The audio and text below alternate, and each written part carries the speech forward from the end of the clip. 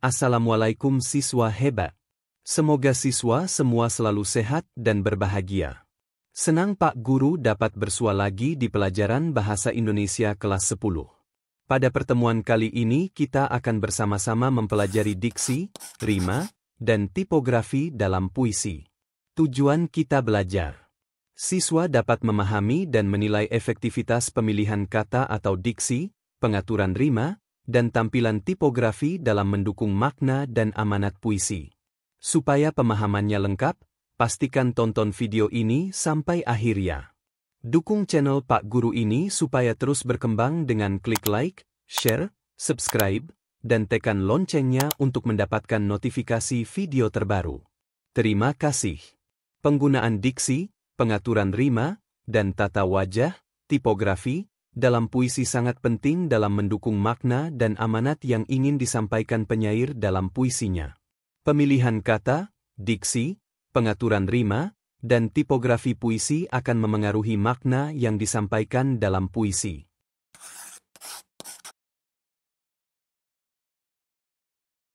Diksi dalam puisi adalah pemilihan kata yang tepat, padat, dan bermakna untuk menggambarkan suasana dan menyampaikan gagasan. Diksi yang tepat dapat membuat puisi menjadi indah dan efektif. Pilihan kata yang tepat dapat memperjelas pesan, mempengaruhi emosi, dan menciptakan pengalaman membaca yang lebih kuat. Cermati contoh diksi dalam puisi berikut ini. Sang Surya. Karya Lia Melini Hendrianti. Ketika kubuka mata, kulihat senyummu yang membinar, menerangi alam nan gelap, membangunkan semua insan yang terlelap. Pada judul puisi ini terdapat kata surya. Pilihan kata surya digunakan oleh penyair untuk menggantikan kata matahari. Contoh diksi yang kedua dalam puisi berjudul Ibu karya D. Zawawi Imron. Ibulah itu bidadari yang berselendang biang lala. Sesekali datang padaku, menyuruhku menulis langit biru dengan sajaku. Pada baris pertama puisi ini terdapat kata biang lala. Diksi biang lala ini digunakan oleh penulis untuk menggantikan kata pelangi. Contoh diksi atau pilihan kata yang ketiga dalam puisi berjudul Candra karya Sanusi Pane.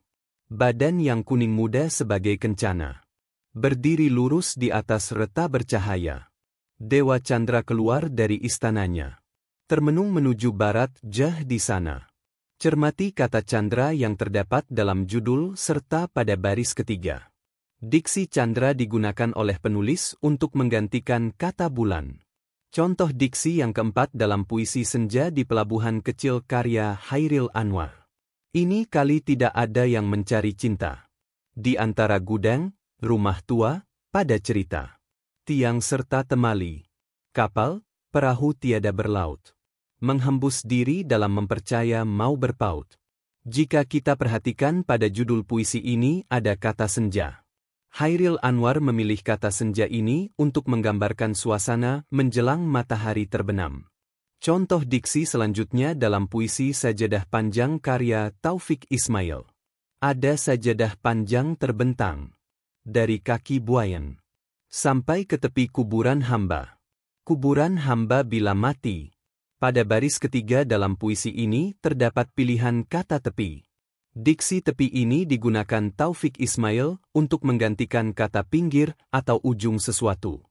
Contoh diksi berikutnya terdapat dalam puisi Hatiku Selembar Daun karya Sapardi Djoko Damono. Nanti dulu, biarkan aku sejenak terbaring di sini. Ada yang masih ingin kupandang, yang selama ini senantiasa luput. Jika diperhatikan dengan saksama pada baris keempat terdapat pilihan kata luput. Pilihan kata luput digunakan Sapardi Djoko Damono untuk menggantikan kata terlewat atau terlupakan. Itulah penjelasan tentang diksi.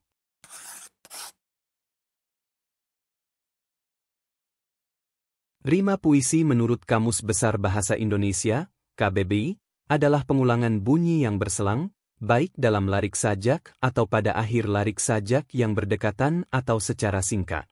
Rima itu sendiri dapat dikatakan sebagai pengulangan bunyi yang ada dalam kata maupun suku kata yang ada dalam puisi. Biasanya, rima puisi akan terletak pada bagian akhir baris puisi. Dengan adanya rima puisi, maka puisi pun akan menjadi lebih indah dan memiliki efek intelektual maupun efek magis. Banyak sekali jenis rima. Namun di sini Pak Guru jelaskan beberapa saja yang sering digunakan sebagai berikut. Yang pertama, rima sejajar dengan rumus AAAA. Cermati contoh puisi berikut. Pada suatu hari nanti, karya Sapardi Djoko Damono. Pada suatu hari nanti, jasadku tak akan ada lagi. Tapi dalam bait-bait sajak ini, kau tak akan kurlakan sendiri. Jika diperhatikan dan disimak dengan saksama, semua huruf akhir pada setiap baris puisi ini berakhir sama dengan huruf I. Inilah rima sejajar. Rima berikutnya yaitu rima silang dengan rumus ABAB. Simak puisi berjudul Tapi karya Soetarji Calzoem Bahri ini. Aku bawakan resah padamu. Tapi kau bilang hanya. Aku bawakan darahku padamu. Tapi kau bilang cuma. Baris pertama diakhiri huruf U, baris kedua diakhiri huruf A, baris ketiga diakhiri huruf U, dan baris keempat diakhiri huruf A. Jadi rimanya UA. Inilah disebut rima silang. Rima ketiga yaitu rima kembar dengan rumus AABB. Cermati kutipan puisi berjudul Senja di Pelabuhan Kecil karya Hairil Anwar ini. Ini kali tidak ada yang mencari cinta.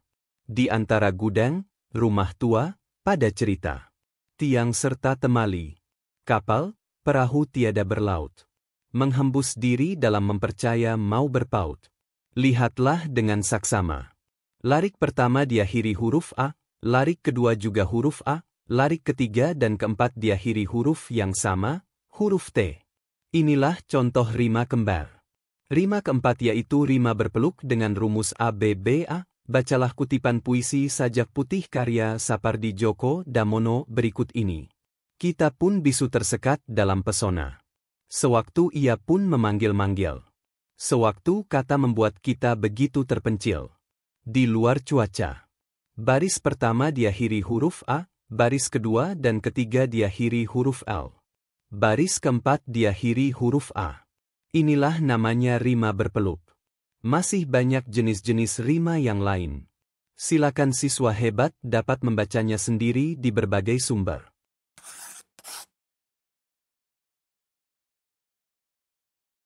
Tipografi puisi adalah seni penataan huruf, kata, dan baris dalam puisi untuk menciptakan efek artistik dan memperkuat makna.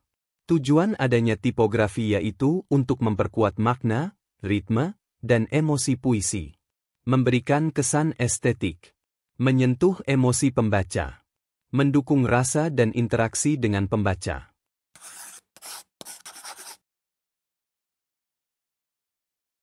Cermati puisi berjudul Tragedi Winka dan Sihka karya Soetarji Calzoem Bahri berikut ini. Lihatlah cara penyajian bentuknya. Bentuk inilah namanya tipografi. Bentuk zigzag yang menggambarkan kehidupan rumah tangga yang penuh lika-liku. Pembalikan kata kawin menjadi winka dan kasih menjadi sihka mengandung makna bahwa perkawinan akan berantakan. Baris ketujuh kata kawin, berjalan mundur, mengandung makna bahwa cinta dalam perkawinan semakin mengecil. Baris ke-15 kata, kawin, berubah menjadi winka, berarti percekcokan dan perpisahan sudah sering terjadi. Pada akhir puisi, kawin, dan kasih, menjadi kaku atau mati. Contoh tipografi berikutnya. Lihatlah puisi berjudul Cinta Ini. Penyajiannya sangat menonjolkan tipografi, yaitu bentuk lambang cinta seperti hati. Tipografi juga memiliki wujud fisik yang dianggap sebagai salah satu unsur puisi yang memiliki tanda dan makna tertentu.